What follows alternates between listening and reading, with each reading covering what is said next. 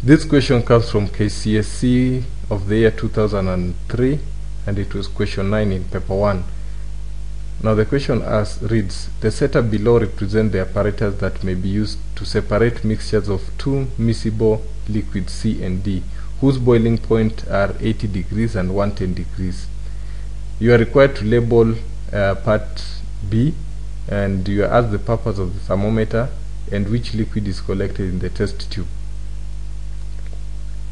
Now, as you are aware, this question comes from the first topic in Form 1, that is separation of mixtures. It's good for you to revise that topic of separation of mixtures because it tends to come in each and every KCSE question. It will come in one way or another, but it must come, more or less it must come. Now, you just have to remind yourself what a mixture is. Just go and look at that again. What is a mixture? Now it's important. Let me just mention to you that there are several. We have different, mixtures that can exist. We can have liquid and liquid mixture, or you can have liquid solid mixture, or you can have solid and a solid mixture.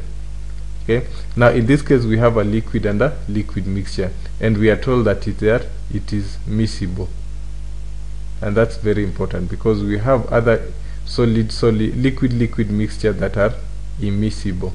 Okay.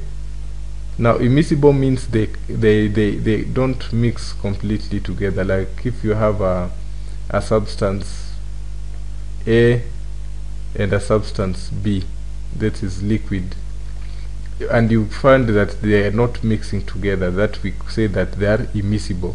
But if they mix completely together, they are miscible. Okay, so in this case we have two miscible liquids C and D. Now in separation of mixtures, the most important thing for you to note is the physical property, or the physical properties of the mixtures. Okay, and physical properties can be things like the density, they can be things like the boiling point, or are they soluble or insoluble in water or liquid and stuff like that. So that's very important for you to note. Now in this case we've been given the boiling point, of which the boiling point of C is 80 degrees and the boiling point of D is 110 degrees. What does this mean? It means as we heat this mixture, C, when it reaches 80 degrees, C will start to evaporate. Okay. Now when it reaches this area, this is the condenser. This is the condenser. Okay, or we also call it Liebig's Liebig's condenser. So in this area we have, in this should be the inlet, and this is the outlet. So we have cold water running here, okay, through this condenser, and as this is liquid C in gaseous form will be condensed back to become liquid again. Okay, so here we'll collect liquid, and the liquid we collect here is most likely liquid C because it is more volatile.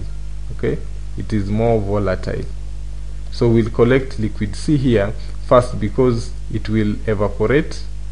Yeah, it will be cooled down to form back liquid C, and now we can get back to our questions. What is the name? The part label B we say is Liebig's condenser. Liebig's condenser. What's the purpose of the thermometer? Now the thermometer helps us to determine at which one the point at which one of the liquid of the mixture has evaporated. Now we've just said that at 80 degrees the liquid C will start to evaporate.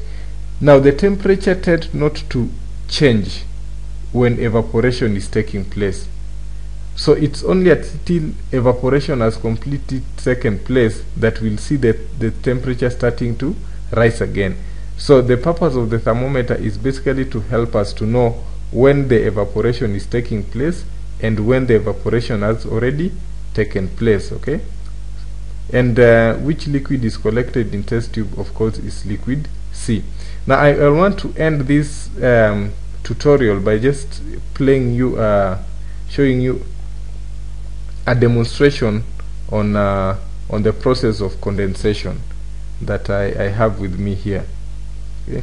Now in this video, I want to show you what is distillation. Okay. Now distillation is the process of heating a liquid to form its vapor, then condensing that vapor to form the liquid.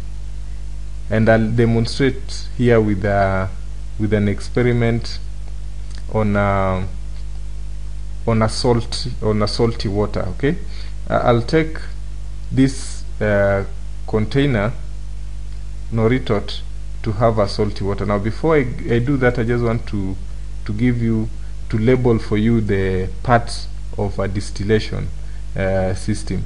Now here we've just said is the water inlet. This is the water inlet. This is the condenser. All of this is the condenser. So there's water, cold water getting in from this inlet, and it comes, and this is the outlet.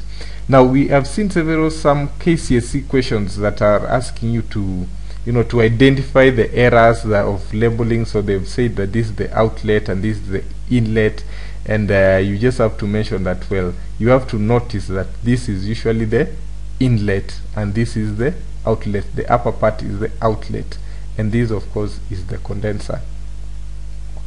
And this is the experiment to show you. And here I have salty water. Okay, that is salty water, and I want to separate the salt from the water. Okay, so I'll use Bunsen burner here to heat it up, and as it heats up, as the water boils, when it reaches at some temperature, it will start to evaporate. So you can see it evaporates and it gets converted back to water. Okay, it's being converted back at this condenser. It's being converted back to water. So we held salty water. Let me just replay that again for you to have it. So that's our salty water. We are heating the salty water, and it evaporates and it gets converted back to water, and this is the condensed water. And this is just a demonstration on the process of condensation.